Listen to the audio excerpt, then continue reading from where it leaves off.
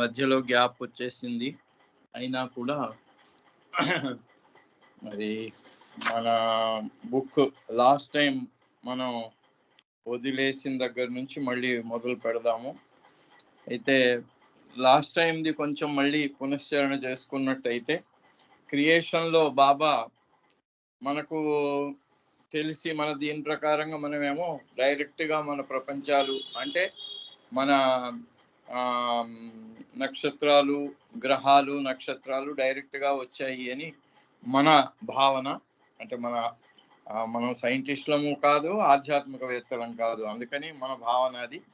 అయితే బాబా ఏం చెప్తున్నారంటే, మొట్టమొదటగా ఈ ప్రపంచాలు డైరెక్ట్గా పుట్టలేదు, కాంతి గోళాలు, దాన్ని నెబ్యులే అంటారు సైంటిస్టులు కూడా, కాంతి పుంజాలు. ముందుగా పుట్టింది కాంతి పుంజం అనే గోళం, దానికి ఒక నీడ, ఆ నీడ మన ప్రపంచం. అయితే ఆ కాంతి పుంజము మనకు డైరెక్ట్ సూర్యుడు కాదట. కాంతి పుంజం యొక్క నీడ మన ప్రపంచం, మన ప్రపంచం యొక్క నీడ ఆకాశంలోకి పడి అది అద్దంలాగా పనిచేసి ఆ కాంతి పుంజం కాంతి గోళం యొక్క వెలుగును అధిగ్రహించి అది రిఫ్లెక్ట్ చేసి మన భూమికి లైట్ను పంపిస్తుందట. కాబట్టి అది అంటే మన భూమి యొక్క నీడనే మనకు సూర్యుడు అయినాడు అని బాబా ఎక్స్ప్లెయిన్ చేస్తూ, అది ఈ గ్రహాలు మనకు బాబా ఎప్పుడైతే మన భూమి అంటే నీడగా, కాంతి పుంజం యొక్క నీడగా వచ్చినటువంటి మన ప్రపంచాలు ఏవైతే ఉన్నాయో వాటిని 7 రకాలుగా చెప్పారు బాబా. మొదటి దాని మీద రాళ్ళు, రెండవ దాని మీద అట్లా పెరుగుతూ పెరుగుతూ ఆఖరు 7వ భూమి మీద మాత్రమే మానవ సంచారం ఉంది. అది ఓం పాయింట్కి, క్రియేషన్ పాయింట్కు అతి సన్నిహితంగా ఉండింది మన భూమి. ఇప్పుడు ఉన్నది కూడా దానికి సన్నిహితం కనుక ఇక్కడే ఆధ్యాత్మికంగా చాలా ఉన్నతమైనటువంటి స్థితి ప్రాప్తిస్తుంది అనే విషయం చెప్తూ, ఈ 7వ నంబర్ అంటే మిగిలినవన్నీ మనుషులు లేకుండా మానవ రూపానికి ముందు పరిణామ క్రమంలో వచ్చిన అన్ని రూపాలకు నిలయమైనటువంటి ప్రపంచాలు ఏర్పడి 6 రకాల్లో అవి ఏర్పడిన తర్వాత 7వ రకంలో మానవులు నివసించే ప్రపంచం వచ్చింది అని చెప్తూ, ఆ 7వ రకం చెందిన ప్రపంచానికి ఒకటే 7వ రకం భూమి 3 రకాలుగా ఉంటుంది అని ABC అని చెప్పారు.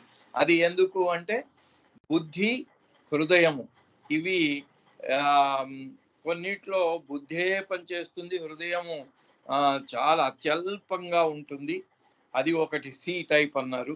అక్కడి నుంచి బి టైప్కి వచ్చేటప్పటికి బుద్ధి తగ్గిపోతుంది, హృదయం పెరుగుతుంది అన్నాడు. ఇక ఏ అనేది ఆ ABC 3 రకాలైనటువంటి భూముల ప్రపంచాల్లో ఏ అనేది మనం ఉన్నటువంటి ప్రపంచానికి ప్రపంచం పోల్చదగినటువంటిది. అందుకని అది అక్కడ హృదయము, బుద్ధి 2 సమపాళ్లలో 50-50 ఉంటాయట. అందుకనే ఇక్కడ ఆధ్యాత్మికమైనటువంటి పురోగతి చాలా ఎక్కువగా, చాలా శీఘ్రంగా ఉంటుంది అనే విషయం. అందుకే ఇక్కడనే అందరూ కూడా సద్గురువులు, ఆధ్యాత్మిక మార్గంలోని 6 భూమికల్లో ఉండే వాళ్ళు కూడా ఇక్కడే ఉంటారు అని బాబా చెప్పటం. అవతారులు రావటం కూడా ఈ భూమి మీదనే.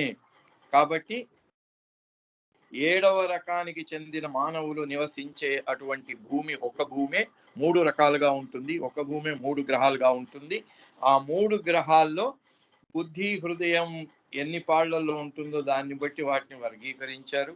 అయితే ఇక్కడ మరి 7వ రకానికి చెందిన మానవులు నివసించే ప్రపంచం 7వ గ్రహం అని, దాంట్లో 3 ఉన్నాయని, అంటే కేవలం 3 గ్రహాల మీద 3 భూముల మీద మాత్రమే మనుషులు ఉన్నారా అనే ప్రశ్న ఇంతకు ముందు మనకు పోయినటువంటి లెక్చర్స్లో వచ్చింది. దానికి బాబా మళ్ళీ చెప్పినటువంటి వాటిని సమన్వయం చేసి వాళ్ళు కాదు, ఈ 3 ఇది రకాలను సూచిస్తుందే కానీ నెంబర్ను కాదు అని చెప్తూ, నెంబర్లకు బాబా 18,000 వరల్డ్స్ అని చెప్పినటువంటిది. అంటే మానవులు నివసించే ప్రపంచాలే 18,000 ప్రపంచాలు అనే దానికి వివరణ ఇంతకుముందు మనం చదువుకున్నాం. ఇక మనం పోయినసారి ముగించిన అక్కడి నుంచి మళ్ళీ ముందుకు వెళ్ళినట్టయితే, But as we noted earlier, there are 7 inhabited worlds, and of these 7, one is closest to the creator point. 7 రకాలైనటువంటి ప్రపంచాల్లో ప్రాణులు ఉన్నారు. ఆ ప్రాణులుండే వాటిలలో ఆ 7వది హోమ్ పాయింట్, క్రియేటర్ పాయింట్ కి సన్నిహితంగా ఉంటుంది. Yet that one world has a peculiarity in as much as it is 3 in 1. మిగిలిన 6 రకాలకు చెందిన ప్రపంచాలు ఒక్కొక్క రకానికి ఒక్కొక్కటే. కానీ 7వ రకం మానవులు నివసించేది మాత్రం ఒకటే రకమైన ఆ 7వ నంబరుకు చెందినటువంటి ప్రపంచము. సృష్టి ప్రారంభమైన క్రియేషన్ హోమ్ పాయింట్ కు సన్నిహితంగా ఉండేటువంటి ప్రపంచము, అది ఒక్కటే 3 గోళాలుగా వచ్చింది అని చెప్తున్నారు. 3గా అంటే ఇక్కడ దీన్ని మరి ఇంకా ముందు వస్తుందేమో చెప్పదు, మనకు ముందు రావచ్చు. ఇక్కడ 3 ఎట్లా ఉంటుంది, ఒకటే 3 ఎట్లా అవుతుంది అన్నట్టయితే, ఇప్పుడు మన శరీరాన్నే తీసుకున్నట్టయితే మనకు 3 శరీరాలు ఉన్నాయి: స్థూల, సూక్ష్మ, మానసిక. మన దేహం ఒకటే, కానీ ఈ దేహం వెనకాల కనబడని 2 దేహాలు ఉన్నాయి. ఆ 2లు కలుపుకుంటే 3 అవుతుంది.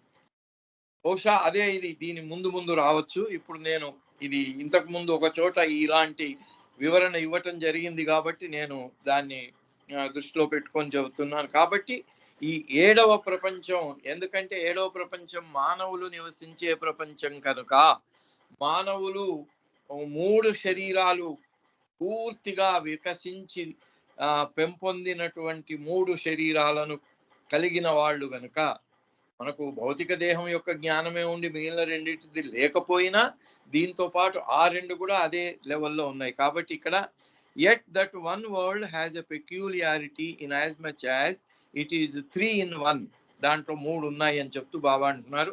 That is to say it combines with 2 other worlds to comprise a group.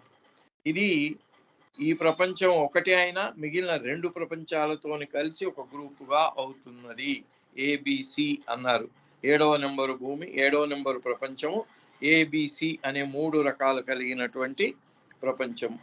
In spite of the fact that the 3 worlds comprise 3 shadows linked together. ఇక్కడ మనం ఈ 3 చెప్పుకున్నప్పుడు మన స్థూల దేహం, లోపల సూక్ష్మం, లోపల మానసికం 3 దేహాలు ఉన్నాయి. ఈ 3 దేహాలున్న కనబడేది ఒకటే అయినా కూడా 3 ఉన్నాయి దీంట్లో.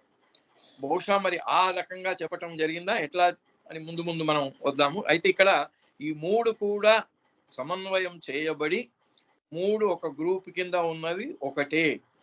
Yet these 3 worlds represent a single light globe only. ఇవి 3 వేరువేరుగా మనం చెప్పుకుంటున్నా కూడా అవి వచ్చినవి కేవలం ఒక కాంతి పుంజం నుంచి మాత్రమే వచ్చాయి. Now since each world casts its own image in the form of a sun, this combined group of 3 worlds has associated with it 7 suns as follows. ఇక్కడ ఒక కాంతి పుంజానికే 3 నీడలుగా 3 ప్రపంచాలు వచ్చాయి. ఈ 3 ప్రపంచాల యొక్క ఇమేజ్లు అంటే అద్దంలాగా పనిచేసి ఈ 3 ప్రపంచాలకు వెలుగును కాంతి పుంజం నుంచి తీసుకొని మళ్ళీ ఈ ప్రపంచానికి ప్రసరింపజేస్తున్నటువంటి సూర్యుళ్ళు, ఈ 3 ప్రపంచాలకు 7 సూర్యుళ్ళు ఏర్పడ్డారట. అది బాబా చెప్తున్నటువంటిది. ది ఫస్ట్ వరల్డ్, మొట్టమొదటి వరల్డ్ హ్యాజ్ 1 సన్. ఈ కాంతి పుంజానికి వచ్చినటువంటి 3 నీడలలో ఇది ఫిగర్ 20లో ఎక్స్ప్లెయిన్ చేయటం జరిగింది. పోయినసారి సుబ్రహ్మణ్యం గారు కూడా చూపించారు ఫిగర్ 20. అక్కడ మొట్టమొదటి ప్రపంచానికి ఒకటే సూర్యుడు ఉన్నాడు, 2వ ప్రపంచానికి 2 సూర్యుడు ఉన్నారు, 3వ ప్రపంచం అంటే ఏబిసి అనే 3 ప్రపంచాలకు సి అనే దానికి 4, అలా 1 2 4 అంటే 1 2 3 4 7 సూర్యుడు అక్కడ ఫిగర్ స్క్రీన్ లో పెట్టారు, చూడవచ్చు. ఏబిసి అని వరల్డ్స్ అని లెఫ్ట్ సైడ్ కి అక్కడ ప్రపంచాలు అని చెప్తూ 3 రకాల ప్రపంచాలు ఏబిసి. ఇది 7వ నంబరు ప్రపంచంలోనే ఈ మార్పు వచ్చింది. మిగిలిన వాటిల్లో ఒక ప్రపంచానికి ఒకటే. ఇక్కడ ఒక 7వ నంబరు ప్రపంచానికి 3 గ్రూపుగా వచ్చాయి ఏబిసి. ఈ మూడిటికి ఆ రిఫ్లెక్షన్స్ సూర్యుళ్ళు 7 వచ్చారు అని బాబా చెప్తున్నారు. ఇక్కడ ఒక విషయం ఏమిటంటే కేవలం దీన్ని స్థూల ప్రపంచానికి చెందినవిగా తీసుకున్నట్టయితే మనం అర్థం చేసుకోలేకపోవచ్చు. ఇక్కడ బాబా స్థూలం సూక్ష్మం అన్ని కలిపి చెప్పినటువంటి ఇది. ఎందుకంటే ఇది 1927లో బాబా ప్రేమాశ్రమం పిల్లల కోసం చెప్పినటువంటిది. వాళ్ళని కన్ఫ్యూజ్ చేయదలుచుకోకుండా బాబా జనరల్గా చెప్పి ఉంటారేమో అనేది మన అవగాహన. Among the 7 ranges of worlds or planets, the 7th is distinctive in that is 3 worlds in 1. మనకు ఫిగర్ 8, 9లో కూడా చూపించారు. దాంట్లో ప్రపంచాలు బయటికి వచ్చినప్పుడు అవి 1 నుంచి 6 ఒక రకంగా వచ్చి 7 ఇప్పుడు ఆ ఫిగర్ కూడా చూపిస్తున్నారు అక్కడ. రైట్ సైడ్ లెఫ్ట్ సైడు పైన తెల్లగా చూపించినటువంటి పరమాత్ముడి అంటే ఏ రకమైన ఇది లేనటువంటి పరమాత్ముల్లో నుంచి ఈ సృష్టి ప్రారంభమైంది కనుక ఆ మధ్యలో 2 కలిసిన స్థానాన్ని ఓం పాయింట్ అన్నారు. అక్కడి నుంచి మధ్యలో స్ట్రేట్ లైను ఒకటి, లెఫ్ట్కి ఒక లైను, రైట్కి ఒక లైను. అంటే ఒకటే పాయింట్ నుంచి వచ్చినా కూడా అది నలుదశల ఈ కాంతి పుంజాలు వాటి ద్వారా వచ్చిన ప్రపంచాలు అలా కోకొల్లలుగా వచ్చాయి. ఇన్యూమరబుల్ అన్నారు బాబా. కానీ 7వ నెంబరు ద్వారా వచ్చిన దాంట్లో మాత్రమే మానవ సంచారం ఉంది, మానవులు ఉన్నారని చెప్తూ దానికి ఏబిసి అనే 3 రకాలు ఉన్నాయని చెప్తూ and through the system of reflections illustrated in figure 22 the light globe which is the ultimate source of light for all 3 of these worlds projects itself as 1 sun for world A, 2 suns for world B and 4 suns for world C.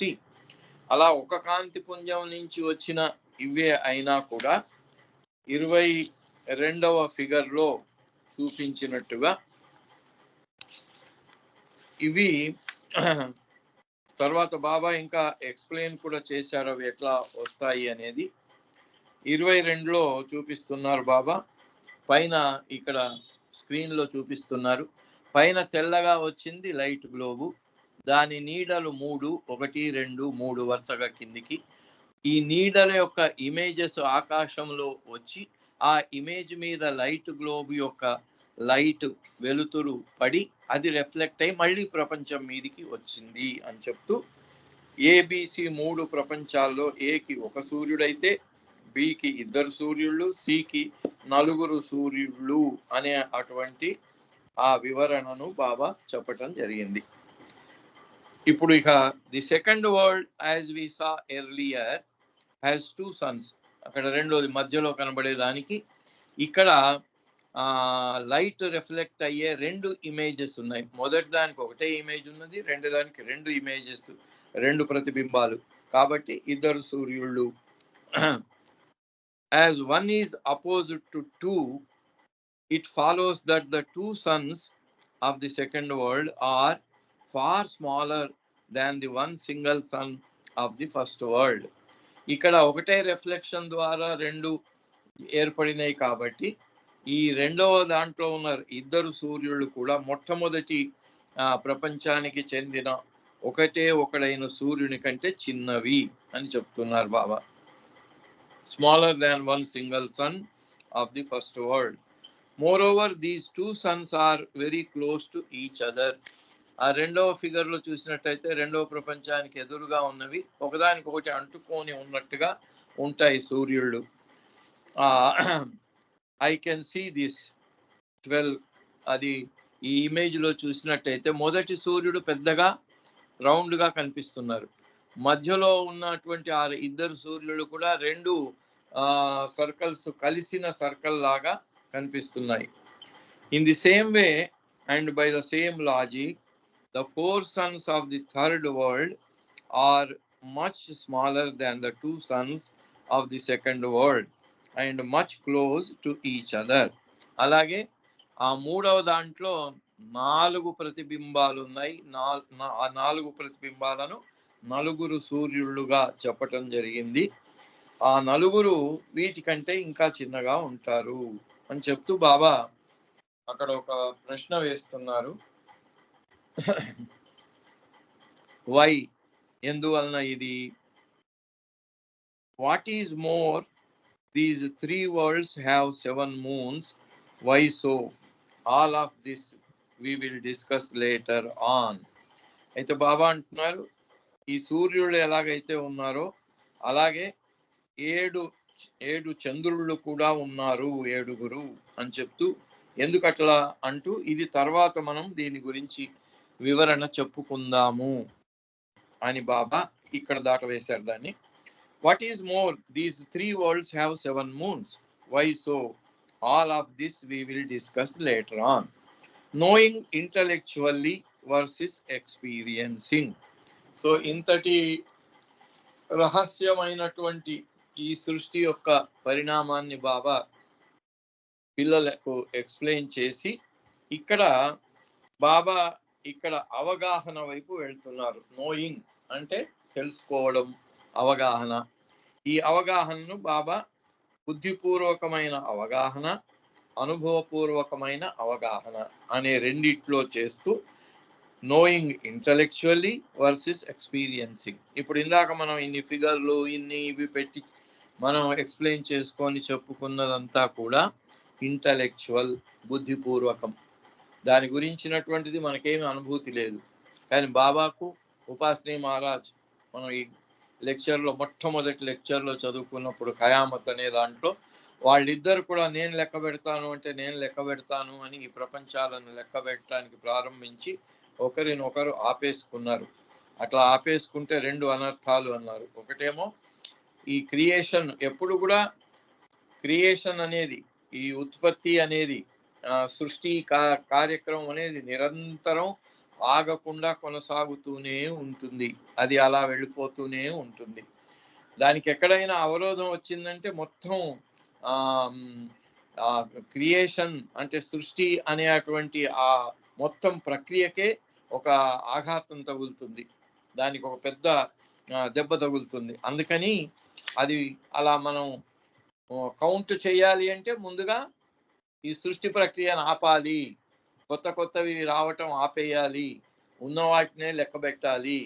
అంతే కదా. ఒక చోటు నుంచి ఇట్లా వస్తూ ఉన్నాయంటే మనం లెక్క పెట్టడం ఎట్లా సాధ్యం అవుతుంది? ఒక చోట స్థిరంగా ఉన్న వాటిని లెక్క పెట్టడం సాధ్యం అవుతుంది, కానీ అలా అదే పనిగా వస్తూ పోతూ ఉన్నాయి అంటే మనం లెక్క పెట్టడం చాలా కష్టమైన పని. అందుకని ఉపాసనీ మహారాజు బాబాను ఆపితే బాబా ఉపాసనీ మహారాజును ఆపేశారు, లెక్క పెట్టొద్దు అని. అప్పుడు వాళ్ళు నిర్ణయానికి ఏమొచ్చారంటే ఇది అగణితంగా ఉన్నాయి, లెక్క పెట్టలేనన్ని ఈ భూములు అంటే ఈ ప్రపంచాలు, ప్లానెట్స్ అండ్ స్టార్స్ ఉన్నాయి అనేవి చెప్పటం జరిగింది. And now before closing for the day, ask your cells with all this that has been explained to you, what should you actually do, what needs to be done. అక్కడ బాబా బహుశా ఆ పిల్లలకు dose ఎక్కువ అయింది ఆ రోజు అనుకున్నారేమో. ఇంతటి సీక్రెట్స్, ఇంతటి చాలా జటిలమైనటువంటి విషయాలను చిన్నపిల్లలకు చెప్పాను అనుకున్నారేమో బాబా. అందుకని ఇప్పుడు మీకు నేను వివరించి చెప్పిన ఇదంతా కూడా మనం యాక్చువల్గా ఏం చేయవలసి ఉంది, యాక్చువల్గా ఏం చెయ్యాలి, what needs to be done, ఏం చేయాల్సి ఉంది అని బాబా ఒక ప్రశ్న వేస్తూ, all this intellectual knowledge is nothing. Baba దానికి ఇక సారాంశం చెబుతున్నారు. అది ఎట్లా వచ్చింది, ఇది ఎట్లా వచ్చింది, ఆ కాంతి పుంజము, దాని నీడ ప్రతిబింబం నుంచి వెలుతురు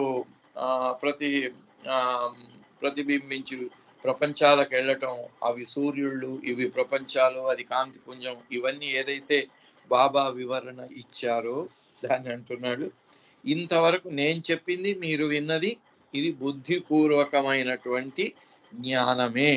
కాబట్టి ఈ బుద్ధిపూర్వకమైనటువంటి జ్ఞానము ఈజ్ నథింగ్, శూన్యం, ఇదేమీ లేదు. It commands no consideration at all. ఆధ్యాత్మికమైనటువంటి మార్గంలో ముందుకెళ్ళటం, గమ్యాన్ని చేరటం అనే ఆ రెండు విషయాలతో పోల్చినట్టయితే it commands no consideration at all.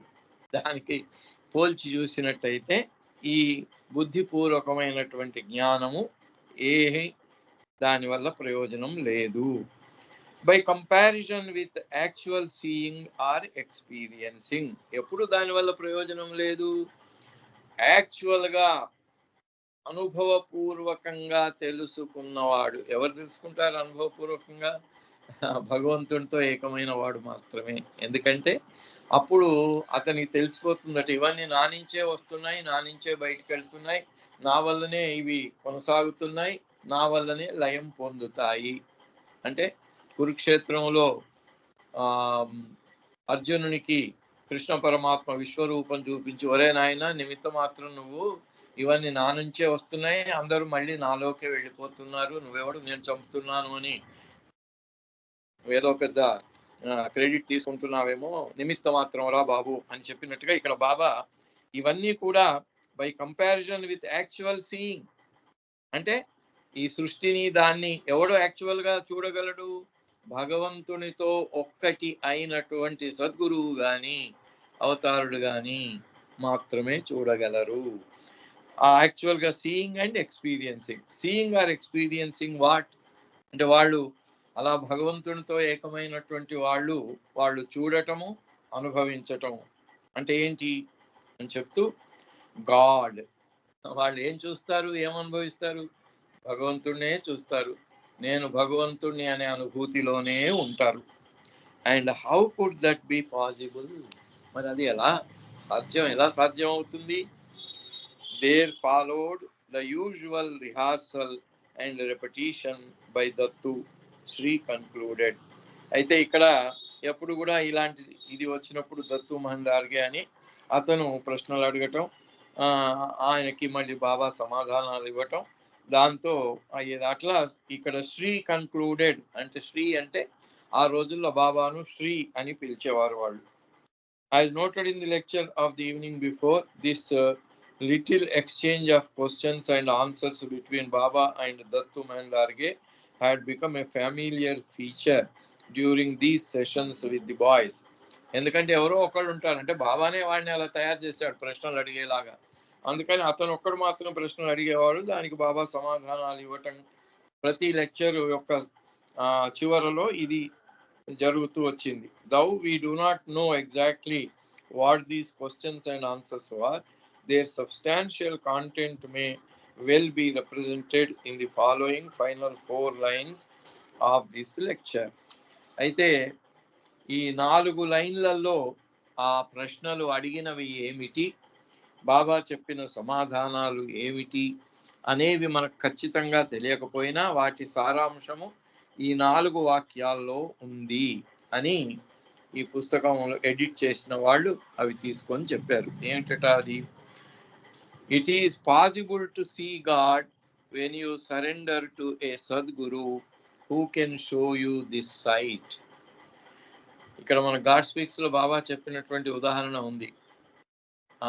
ఆ ఉదాహరణ ఏంటి అంటే, ఒక పులి పిల్ల పుట్టిన తర్వాత ఇంకా దాని జ్ఞానం రాకముందే, నేను పులిని అనే అనుభూతి కలగకముందే అది మేక పిల్లలతో పాటు కలిసి వెళ్ళిపోయింది. ఆ మేకల కాపరి దగ్గర వెళ్ళి మిగిలిన మేక పిల్లలతో పాటు పెరిగింది. అన్ని మేకలు మేమే అంటే ఇది కూడా మేమే అనటం ప్రారంభించింది. ఇలా ఉంటూ అది పెద్దగైంది, పెరిగింది, పెద్దగా అయిపోయింది. దానికి మిగిలిన పుల్లాగా వేటాడటం, మిగిలిన వాటిని భయపెట్టడం లేదు. ఇది మిగిలిన మేకలాగా ఆడుతున్నది, వ్యవహరిస్తుంది. అప్పుడు ఒకరోజు ఒక పులి వచ్చి దీన్ని చూసింది. అరే, ఇది పులి మేకలతో పాటు ఆడుకుంటుందేంటి అని దానికి అనుమానం వచ్చిందట. అనుమానం వచ్చి అది ఈ మేకల వైపు దూకి రాగానే అన్ని పారిపోయినాయి. ఇది మాత్రం అలాగే ఉంది. దీన్ని పట్టుకుంది పెద్ద పులి.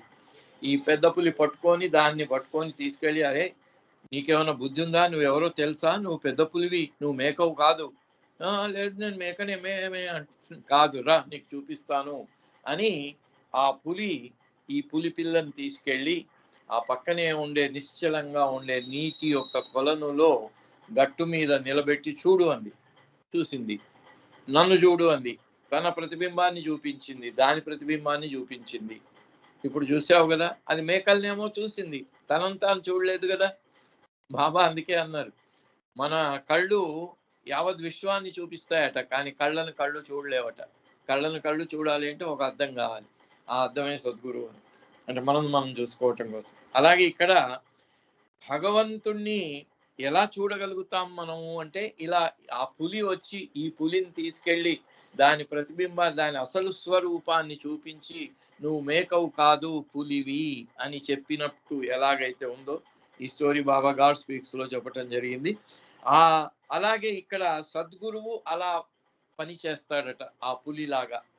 మిగిలిన పులులన్నీ మేకల్లాగా వ్యవహరిస్తూ ఉంటే, నువ్వు మేకవు కాదురా నాయన పులివి. ఇప్పుడు మనందరం నేను ఫలానా, నేను రామకృష్ణయ్య అనుకుంటా. సద్గురువుకు నేను రామకృష్ణయ్య అని కనబడదు. లోపల ఉన్నటువంటి నేను భగవంతుణ్ణి అనేదే కనిపిస్తుంది. లోపల ఉండే అటువంటి పరమాత్మ యొక్క అవిభాజ్యమైనటువంటి స్వరూపమైనటువంటి ఆత్మస్వరూపమే కనిపిస్తుంది. శంకరాచార్యులు అన్నట్టు, నేను మనస్సును కాదు, బుద్ధిని కాదు, దేహాన్ని కాదు, ఎవరు అంటే శివోహం శివోహం అన్నారు. అలా శివోహం నేను అనే అటువంటి ఆ అనుభూతిని ఒక సద్గురువు కలిగించగలడు అని బాబా చెప్పిన సమాధానాలు ఈ 4 సెంటెన్సుల్లో వాళ్ళు క్రోడీకరించారు. ఒక సద్గురువు వల్ల మాత్రమే మన యొక్క స్వస్వరూపమైనటువంటి భగవంతుని రూపాన్ని చూడటం సాధ్యమవుతుంది. ఎందుకంటే ఆయన మాత్రమే మన అసలు స్వరూపాన్ని చూపించగలడు. ఎందుకంటే ఆయన అద్దంలాగా పనిచేస్తాడు, ఎక్స్రే లాగా.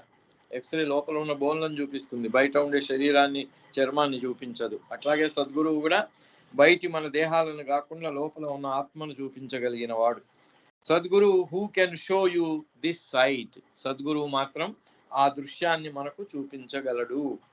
How and when would a Sadguru feel prompted to do this for you, to show you the sight of God. మరి అలా మనకు సద్గురువు ఎప్పుడు మనలోని ఆ భగవంతుని యొక్క స్వస్వరూపాన్ని, నిజమైన రూపాన్ని సద్గురువు ఎప్పుడు చూపించగలడు అంటే, ఎప్పుడు ఆయనకు చూపించాలనిపిస్తుంది. How and when would a Sadguru feel prompted to do this for you, to show you the sight of God అని చెప్తూ, అది ప్రశ్న రూపకంగానే ఉండి ఇంకా నెక్స్ట్ సెంటెన్స్ లో, when he finds in you real unbounded love for God. అయితే ఎప్పుడైతే ఆయనకు నీలో నిజమైనటువంటి బంధనాలు లేని పూర్తి ప్యూర్ విశుద్ధమైనటువంటి ప్రేమ, ఏం ప్రేమ? లవ్ ఫర్ గాడ్, నాకు భగవంతుడే కావాలి. మామూలుగా అయితే అన్ని చోట్ల భగవంతుడేనండి, అన్ని స్పిరిచువాలిటీ అంటారు. ఇలా బయట చేసేటువంటి ఆడంబరమైనటువంటి తంతులకు కూడా స్పిరిచువాలిటీ అని పెడతారు. దానికి స్పిరిచువాలిటీకి అసలు పోలికే లేదన్నారు బాబా. సో ఇక్కడ సద్గురువు ఎప్పుడు మీకు ఆ నిజ స్వరూపాన్ని చూపిస్తాడు అంటే, నాకు భగవంతుడే కావాలి అనే అటువంటి ప్రేమ ఏర్పడినప్పుడు. నాకు భగవంతుడే కావాలి అని నీటిలోంచి చేపను తీసి బయటపడేస్తే ఆ చేప మళ్ళీ నీళ్ళలోకి వెళ్ళాలి, నీళ్లలో పడాలి అని ఎలా తప్పిస్తుందో, ఎలా కొట్టుకుంటుందో, అలా మన లోపల ఉండే ప్రేమ భగవంతుని కోసమే అలా పరితపించే అటువంటి స్థితికి చేరినప్పుడు సద్గురువుకి నిజంగా మనకు మన అసలైన స్వరూపాన్ని, మన లోపల ఉన్న భగవత్ స్వరూపాన్ని చూపించే ఆ ఇచ్ఛ కలుగుతుందట ఆయనకి. Then do you all try your best, try to create this love. ఇది ఎవరికి చెప్తున్నారు బాబా? చిన్న పిల్లలకు చెప్తున్నారు. మెహరాశ్రమంలో 1927వ సంవత్సరంలో నిజానికి బాబా బయటికి ఇన్ని రకాలైనటువంటి రహస్యాలతో కూడినటువంటి లెక్చర్స్ ఇచ్చి, ఇంత ఖగోళ శాస్త్రము, ఇవన్నీ క్రియేషన్, అండ్ ఇట్స్ కాజెస్ అంటే సృష్టి దాని రహస్యాలు ఇవన్నీ చెప్పినా కూడా బాబా వాళ్ళ నుంచి ఆశించింది ఏంది? Do you all try your best, try to create this love. మీరు ఇలాంటి ప్రేమను మీలో పెంపొందించుకోండి. లవ్ మీ. అందుకే బాబా మనకి ఇచ్చిన ప్రార్థన, మూడవ ప్రార్థన ఏంటి? Beloved God help us all to love you more and more, more and more, and still yet more. ఎందుకు మోర్ అండ్ మోర్ అంటున్నారు? ఇప్పుడు మన ప్రేమలో ఆ తపన లేదు. దేంట్లో ఎంత మనం బాబా అనే నాకు బాబా మీదే ప్రేమ అనుకున్నా కూడా చాలా సార్లు మనకు ప్రపంచం ముందు వస్తుంది, బాబా వెనకాల వస్తాడు. ప్రపంచం కోసమే బాబా వస్తాడు. ఇది ఎవరికి వాళ్ళు ఎవరిని మనం ఈ ఫలానా ఫలానా ఈయన ఈ స్టేజు, ఈయన ఈ డిగ్రీ అని చెప్పేటువంటి అధికారం కానీ చెప్పే అటువంటి స్తోమత కానీ మనకు లేదు. కానీ ఎవరికి వాళ్ళు దాన్ని లోపల నిజానికి కబీర్ దాస్ అంటాడు, బురాయి దేఖనే మైచెలా బురా నది ఖాన కోయన్. అండ్ ఆయన ప్రపంచంలో ఉండే చెడ్డవాళ్ళు ఎవరెవరు చెడ్డవాళ్ళు అని సర్వే చేయటానికి వెళ్ళాడట.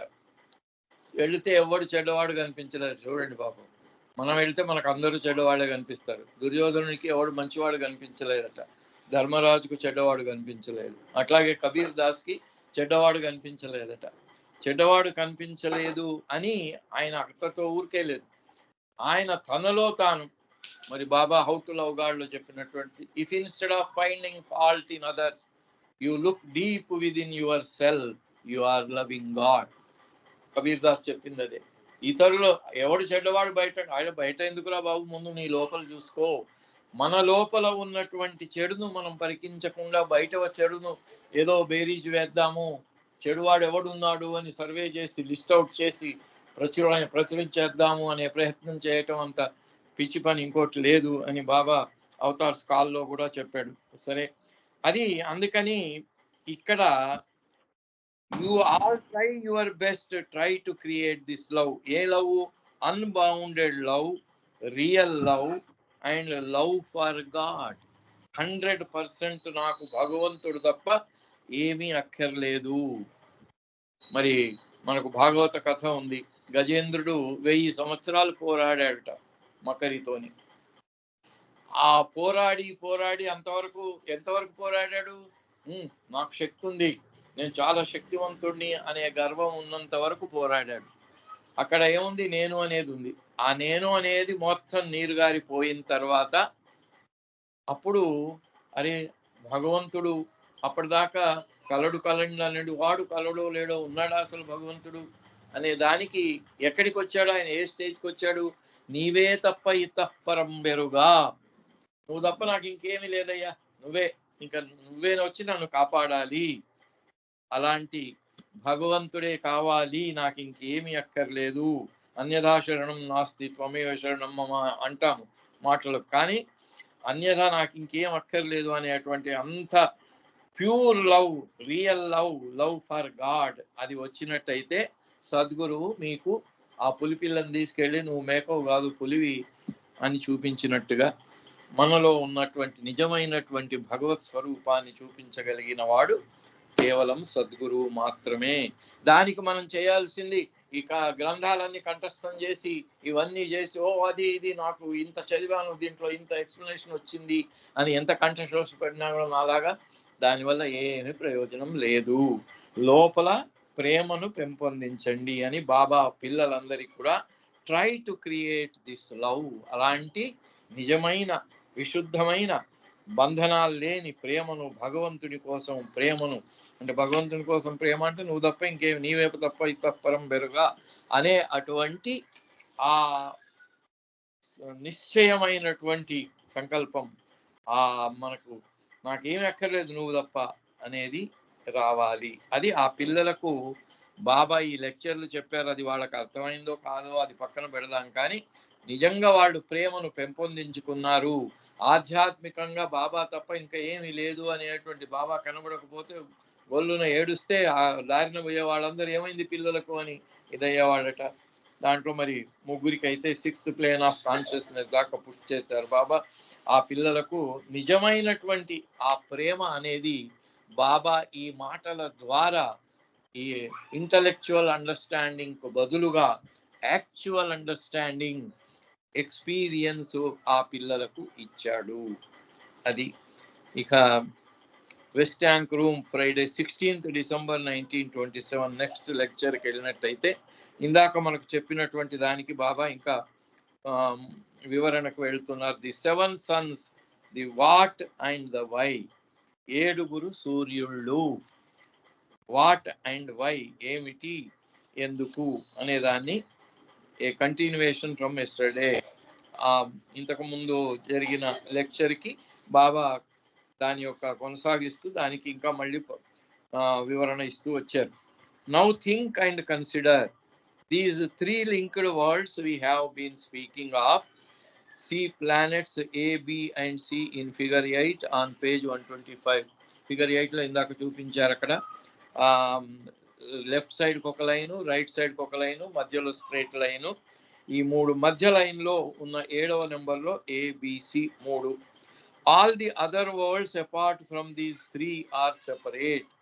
అయితే ఈ మధ్య లైన్లో ఉన్నటువంటి 7వ నెంబర్లో ABC అనేటువంటి 3 ప్రపంచాలు కాకుండా మిగిలిన 6 ప్రపంచాలన్నీ కూడా వీటికంటే భిన్నంగా ఉంటాయి. And accordingly each has 1 sun only. అట్లాగే ఈ 6 right side, left side, right side లైన్లు ఫిగర్ మళ్ళీ అది చూపిస్తున్నారు. ఫిగర్ 8. ఆ ఫిగర్ 8లో ఉన్న మధ్య లైన్లో ఉన్నవి మాత్రమే 7వ నెంబర్ ప్రపంచాలు. దాంట్లో మొదటి ABC 3. And accordingly each has 1 sun only. మిగిలిన అన్ని ప్రపంచాలకు ఒక్కొక్క ప్రపంచానికి ఒక సూర్యుడే. 1 sun only. But the 3 worlds A, B and C in figures 20 and 22, though they are 3, yet at the same time they are 1, as we have been saying.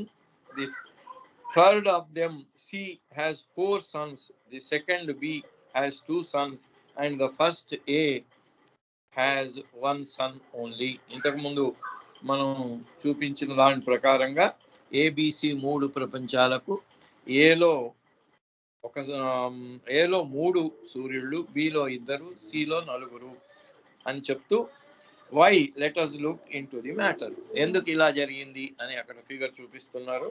మనం దీన్ని ఇంకా ముందుకు ఇంకా వివరణ ఇచ్చుకుందాము అని చెప్తున్నారు.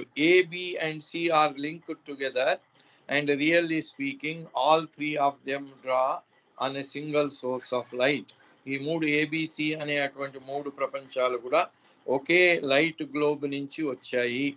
The reason is this: the light globe that casts its light into the focal, the hollowness, is single and it provides for all 3. In other words, the 3 suns, though separate, are linked to each other and derive their light from a single light globe.